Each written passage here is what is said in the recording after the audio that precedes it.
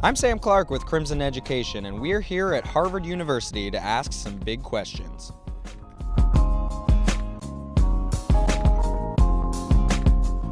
What is the best thing about Harvard?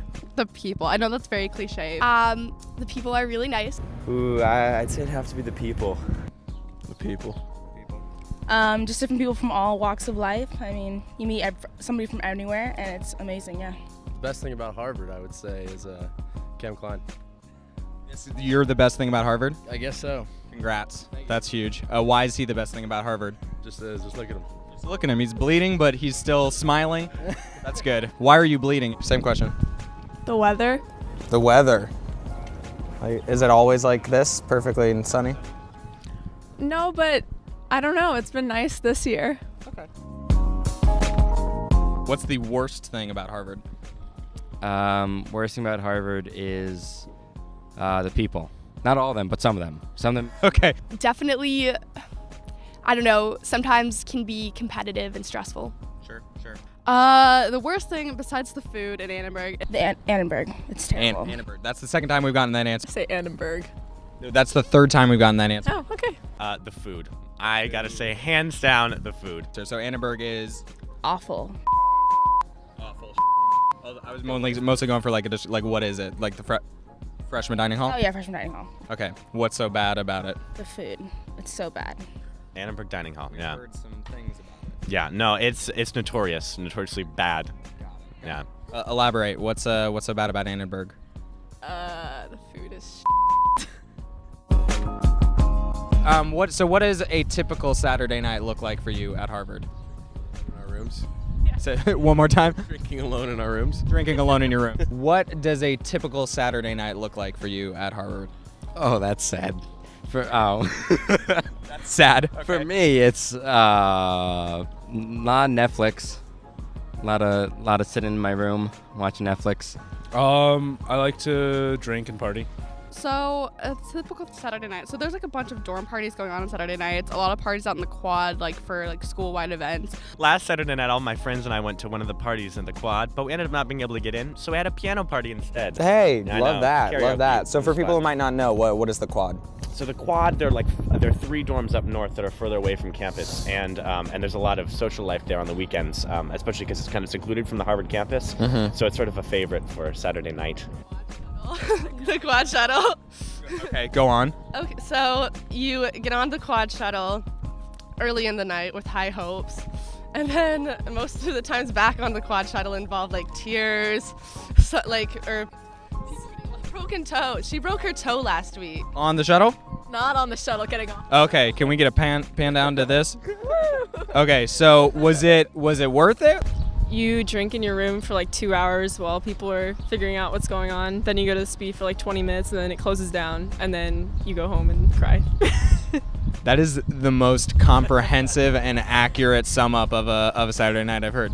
Start at like a smaller party with like people that I like, and then decide to go to a bigger party at like a fascist institution, like just a larger place where there's like people in suits who control the building. Yeah. And then get in a fight with someone, cry, get food, and then go to sleep. That's a solid arc of the night. Yeah. Yeah. Okay, great.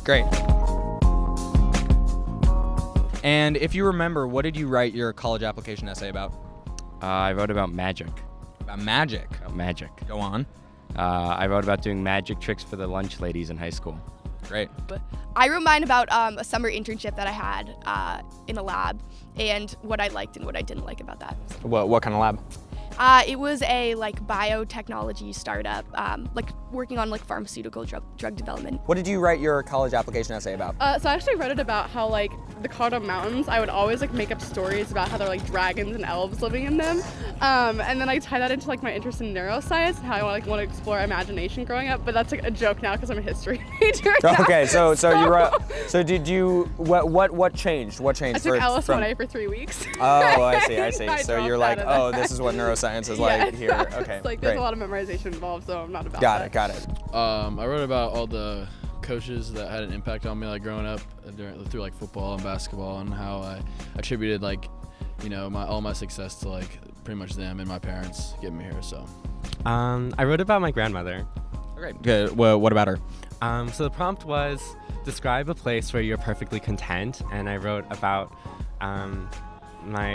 the kitchen that was in the home of my grandmother. I was very close to her, and she made me really happy. I think I still really enjoy food, and I really, she was a nurse, and so I want to be a doctor and still work in the healthcare field because of my relationship with her, and so even though she's not with us anymore, I still remain connected to her in those ways. Amazing. That's so great. Well, thank you so much. Have a good one, and enjoy your cake.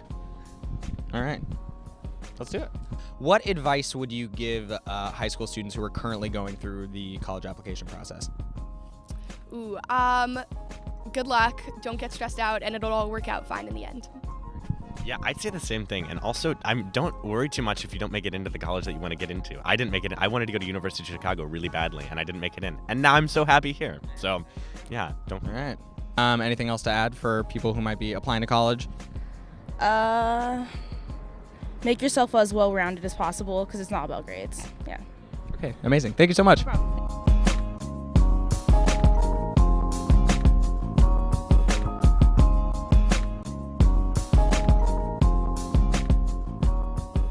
Anything else? Any final words?